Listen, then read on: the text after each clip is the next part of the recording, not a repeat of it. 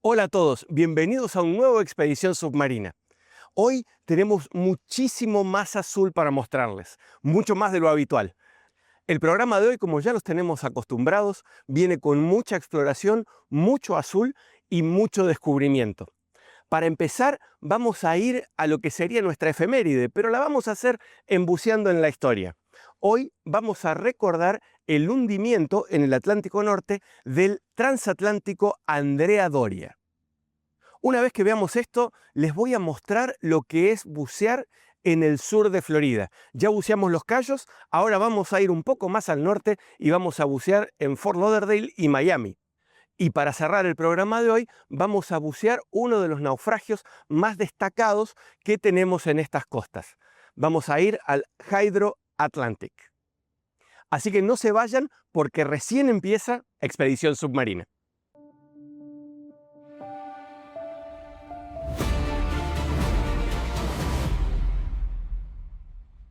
Bienvenidos a un nuevo Buceando en la Historia. Hoy, como en algunos otros programas, no hicimos la efeméride por la magnitud que ésta tiene, tanto para la navegación como para lo que es el buceo en general. Hoy vamos a recordar el hundimiento del transatlántico italiano Andrea Doria en las aguas del Atlántico Norte. Para comprender lo que este barco significa, tenemos que trasladarnos a la década de 1950. Italia estaba en plena reconstrucción luego de la guerra y quería demostrarle al mundo que podía rápidamente pararse, ponerse de pie y salir adelante. Por eso es que la naviera Italian Line comisionó dos barcos gemelos para poder hacer la ruta entre Italia y América del Norte, que sean barcos altísimamente modernos para la época, con todos los estándares de seguridad y que sean un orgullo para lo que era la navegación de aquellos tiempos.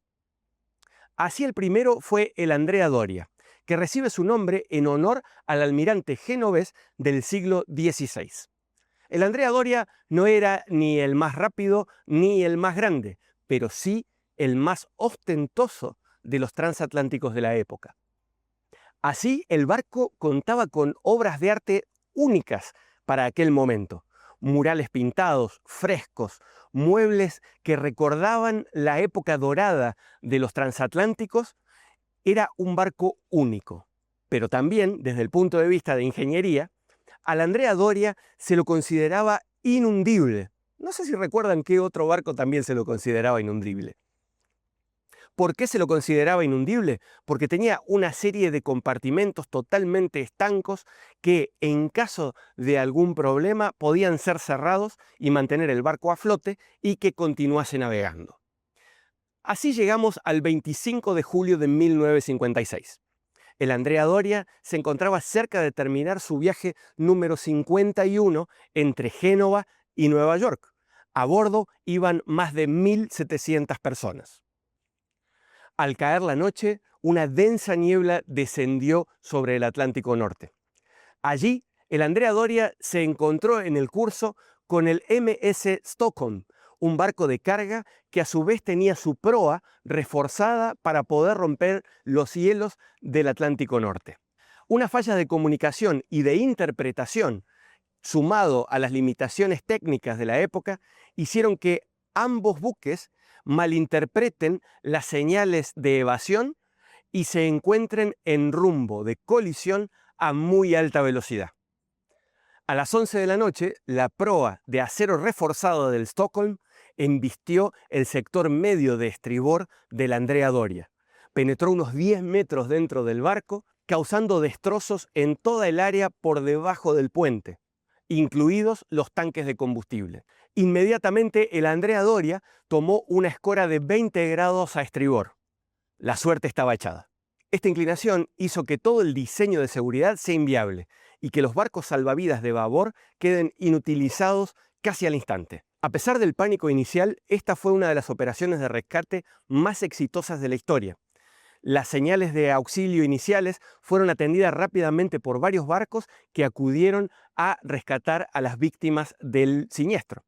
Tan solo 46 personas perdieron la vida ante semejante choque de las 1.700 o más que había a bordo. Todo el resto, estas más de 1.600 personas, llegaron al puerto de Nueva York la mañana siguiente, el 26 de julio, sin ningún problema, a bordo de los buques que hicieron el rescate.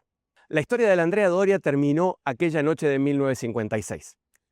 Pero ni bien se hundió, pasó a ser uno de los puntos más buscados, más codiciados para el buceo técnico a nivel mundial.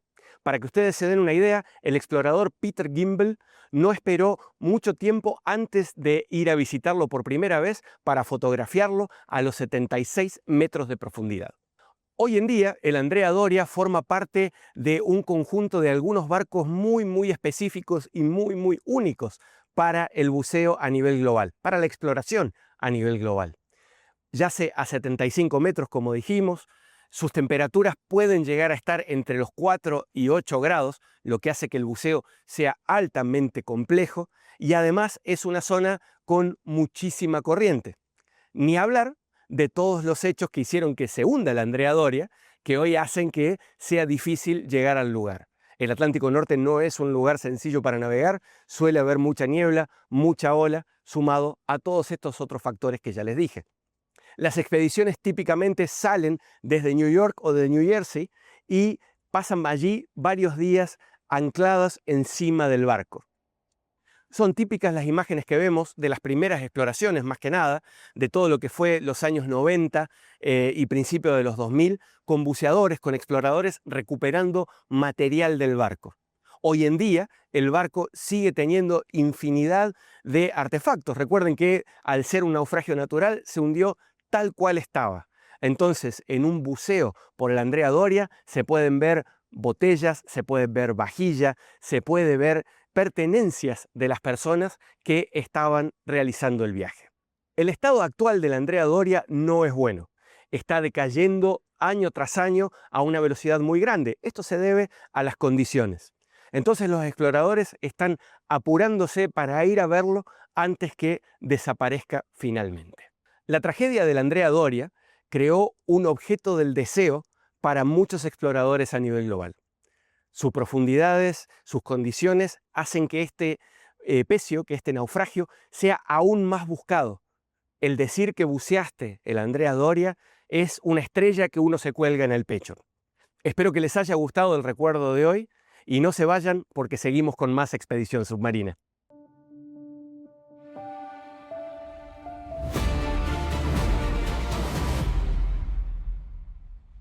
Hoy en ABC del Buceo vamos a hablar de una regla que suena a capricho de aerolínea, pero que en realidad es una ley de seguridad más estricta de nuestra actividad: la prohibición de volar inmediatamente después de bucear. Si alguna vez te preguntaste por qué los viajes de buceo siempre terminan con un día de descanso antes de subir al avión, hoy te voy a explicar la ciencia que hay detrás de este margen de espera. Todo vuelve al nitrógeno, ese gas que nuestro cuerpo absorbe mientras estamos bajo presión. Cuando terminamos la inmersión, aunque hayamos hecho todas las paradas de seguridad y la computadora nos dé el OK, nuestro cuerpo todavía tiene una cantidad residual de nitrógeno disuelto en los tejidos. Este nitrógeno se va eliminando lentamente a través de la respiración mientras estamos en la superficie. Esto a presión atmosférica normal. El problema surge cuando nos subimos a un avión. Dentro de la cabina de un avión, la presión es menor que a nivel del mar. Sí, está presurizada, pero generalmente a una presión que equivale a estar a 2.400 metros de altura.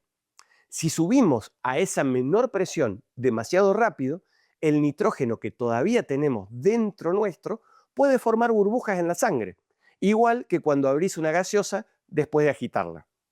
Esto puede provocar enfermedades compresivas graves, incluso si el buceo fue totalmente tranquilo y dentro de los límites.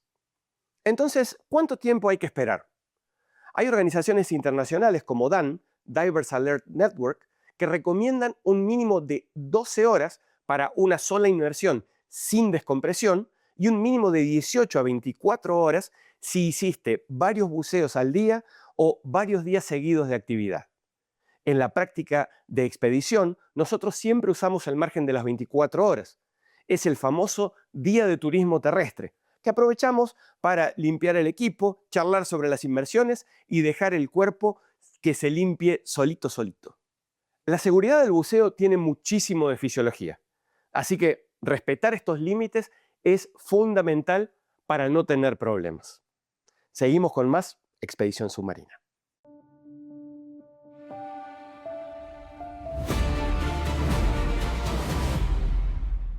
Bienvenidos de regreso. Tal como prometimos, hoy vamos a bucear en el sudeste de Florida, más específicamente en los sectores de Miami y Fort Lauderdale.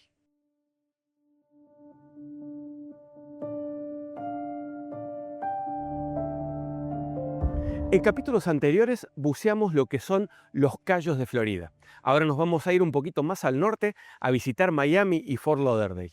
Esto no es todo lo que Florida tiene por ofrecer. Se pueden bucear también las cuevas y lo que es el Panhandle, la costa que da al Golfo de México.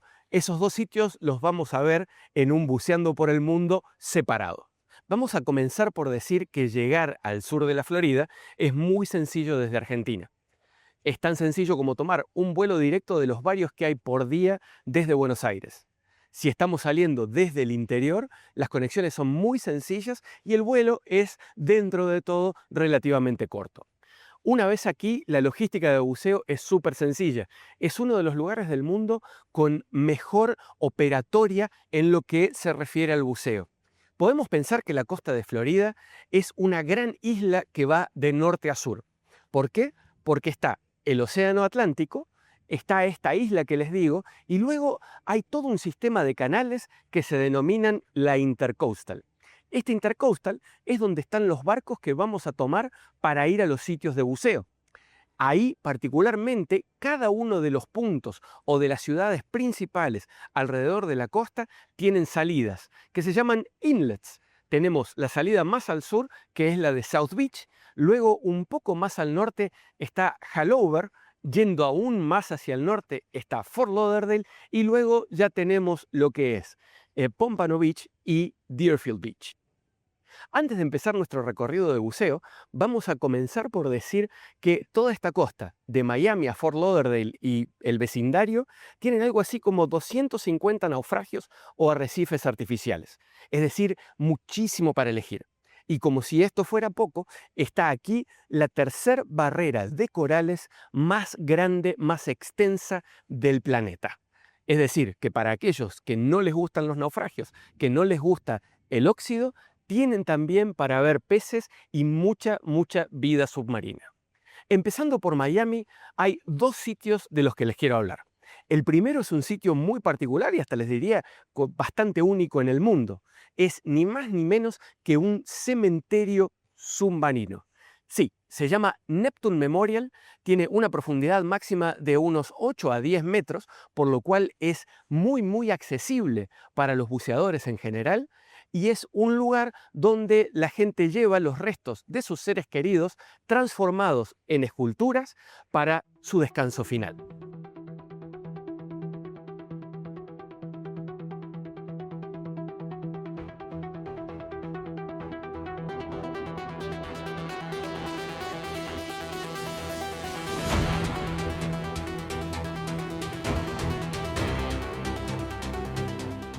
El segundo sitio que quiero destacar es lo que denominamos el arrecife de la aduana. Durante los años 80 se hicieron muchísimas requisas de barcos que intentaban traficar estupefacientes o inmigrantes ilegales a la Florida. Todos estos barcos quedaban abandonados en el puerto de Miami, hasta que un buen día sobre final de los 80 y comienzos de los 90 se comenzó a diseñar y a hacer este gran arrecife artificial, que hoy cuenta con más de 10 naufragios sumergidos que se pueden visitar todos de una sola vez si uno tiene el entrenamiento adecuado, o se pueden ir visitando de a uno si uno así lo requiere. Empezamos por el Triángulo de los Belzona, que son 3 remolcadores que están en forma de triángulo a una profundidad muy tranquila, a unos 20 metros, y son visitados casi diariamente por buceadores. A partir de ahí nos movemos hacia el norte para encontrar en la cota de 30 metros a algunos buques de carga, entre ellos el Prince Britney y el Sherry Lynn. Si decidimos quedarnos en la cota de 20 metros, vamos a encontrar un barco de refrigeración, el Paraíso, otro carguero, el Dema Trader, y vamos a terminar la travesía en el Proteus. Esta travesía en sí es muy buena para lo que tiene que ver con el entrenamiento avanzado y de navegación. Cabe destacar que el buceo aquí en la Florida es muy permeable a tener mucha corriente. Entonces, hacer estas travesías donde se ven varios sitios en una misma inmersión es bastante común. Ahora sí, nos vamos para el norte y el otro punto a destacar es, sin lugar a dudas, Pompano Beach. Aquí el parque de naufragios es sumamente extenso y tenemos pecios que se encuentran desde los 15 a 20 metros, como el Okinawa, a muy buenos arrecifes artificiales a 30, como el Captain Dan o el RSB-1, y la joya de la corona, el Lady Luck, a 40 metros de profundidad. Por supuesto que con la cantidad de arrecifes artificiales que les estoy nombrando, hay muchos que están fuera de la cota del buceo deportivo. El que más me gusta a mí es uno que se llama RBJ y Crescent Cory. ¿Y por qué tiene este nombre? Porque son ni más ni menos que dos naufragios, uno arriba del otro. Un barco de carga arriba de una draga formando una cruz perfecta a 90 grados y a una profundidad un poco escalofriante, a 80 metros. Este es sin lugar a dudas uno de los sitios más icónicos para el buceo técnico en esta zona.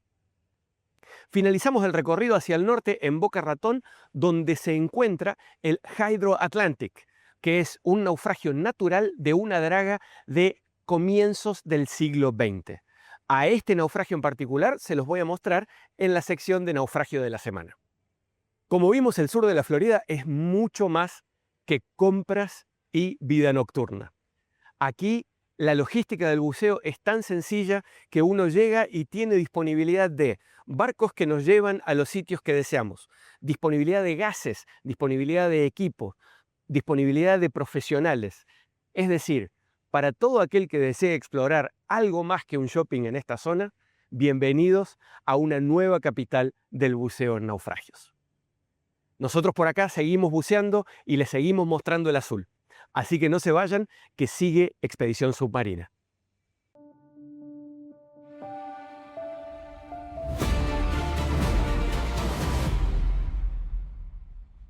Para bucear hay que ser un nadador experto. Eso es un mito. Esta es la típica excusa que se escucha de mucha gente que tiene ganas de arrancar el buceo, pero se frena porque cree que tiene que ser el doble de Meolans para meterse al agua. La verdad es que decir que necesitas ser un nadador experto para bucear es un total mito. No necesitas tener una técnica de crawl perfecta ni ser capaz de cruzar el Río de la Plata braceando para disfrutar del fondo del mar. Lo que sí necesitas es sentirte cómodo en el agua. No vale eso de me hundo como una piedra o tener pánico al no ser pie. En los cursos de iniciación te van a pedir una prueba básica de natación. Algo tranqui, como nadar unos 200 metros sin tiempo y flotar un rato por tus propios medios. Es una cuestión de seguridad básica, para saber que si hay un poco de oleaje en la superficie, podés manejarte sin entrar en crisis. Pero de ahí a ser un nadador olímpico hay una distancia gigante.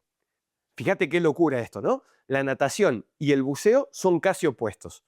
En la natación usás los brazos, haces fuerza, buscas velocidad y sacás la cabeza para respirar. En el buceo, los brazos no se usan para nada. De hecho, los llevamos quietitos para ser más hidrodinámicos. Nos movemos lentos para no gastar aire y respiramos todo el tiempo por la boca a través del regulador. El buceo es el arte de no hacer esfuerzo. De vagos.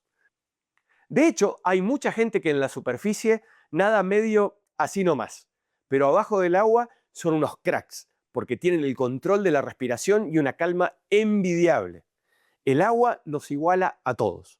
Lo que te hace un buen buceador no es la potencia de tus piernas, sino tu capacidad para relajarte, mantener una buena posición horizontal, el famoso trim, y dejar que las aletas hagan su trabajo con movimientos pausados.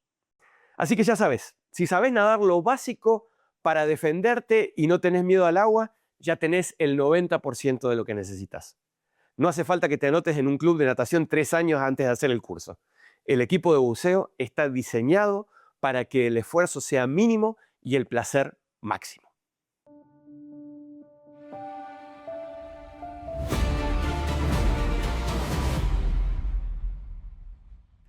Llegamos al momento de hablar del naufragio de la semana.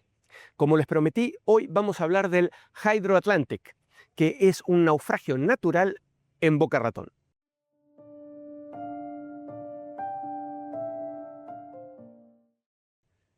El Hydro Atlantic fue una draga que se dedicó a hacer sus trabajos en el Atlántico Norte y en los Grandes Lagos en Estados Unidos. Esta draga sirvió desde fines del siglo XIX a comienzos del siglo XX. Cuando alcanzó el final de su vida útil, se la pasó a disposición y fue llevada a desguace. El desguace iba a ser llevado a cabo entre dos puntos, Pensilvania y Texas. La primera parte del desguace se llevó adelante sin problemas, en Pensilvania. Ahí fue que el Hydro Atlantic comenzó su travesía hacia el sur para ir a Texas. Lo que ocurrió es que cuando llegó a las costas de Florida, una tormenta hizo que sus bombas de achique no dieran abasto y que el barco comience a hacer agua y a hundirse. Al ver lo irreversible de la situación, los remolcadores decidieron cortar las amarras y dejar que el barco se vaya al fondo. Hoy en día, el Hydro Atlantic yace a 52 metros de profundidad y está bastante intacto debido a la profundidad en la que se encuentra. Los buceadores pueden navegar y pueden explorar todas las secciones del barco. Los puntos a destacar son, en la proa, los 3 niveles que se pueden penetrar y está la sala donde se lubricaban las sogas.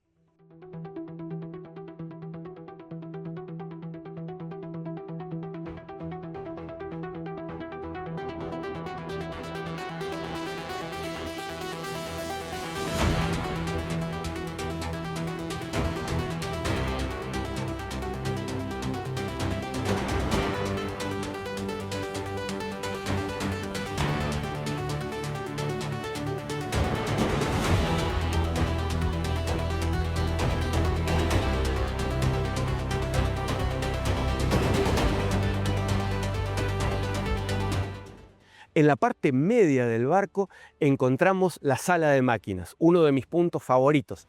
Allí se ven los motores y la sala en sí tiene una atmósfera como de catedral.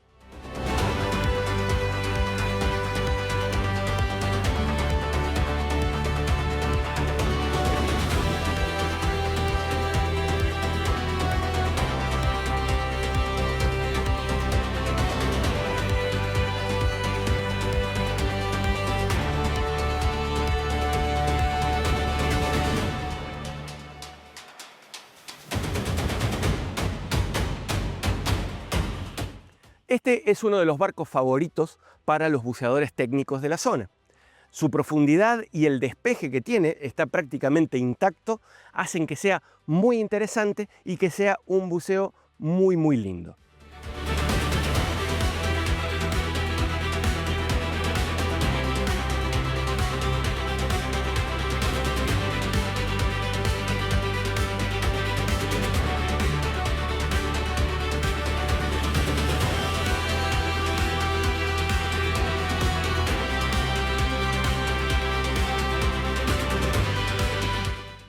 Y en la popa, por supuesto, tenemos una vez más los 3 niveles, donde el nivel más bajo es el que encierra los mejores secretos.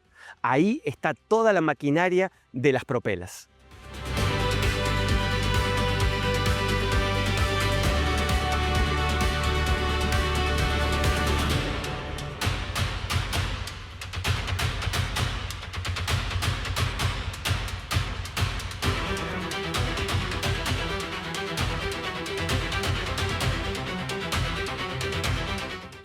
Por supuesto que para quien no quiera hacer penetración y desee quedarse en el exterior del naufragio, hay muchísimo para ver.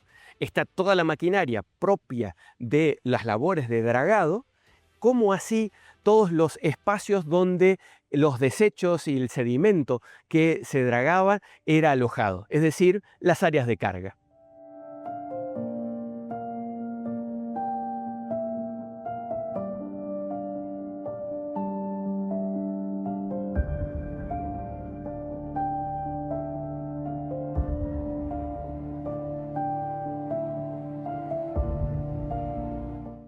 Si vamos a explorar el naufragio por fuera, vamos a descubrir toda la maquinaria que tenía para hacer el dragado. Vamos a ver los tubos y vamos a ver los espacios en donde el material que se sacaba del dragado era alojado, las áreas de carga.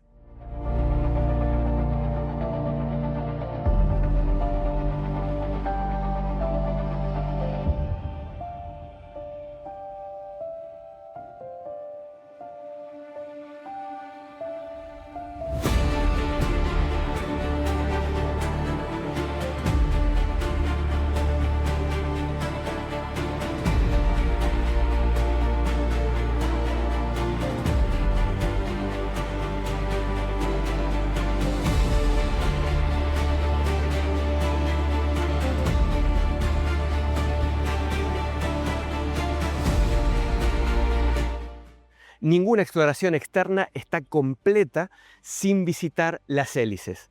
Ese es el punto más profundo del buceo, por supuesto, a unos 52 metros de profundidad. El Hydro Atlantic es uno de esos tantos naufragios que hay en el sur de la Florida que debieran estar en la bitácora de todo buceador y más que nada buceador técnico.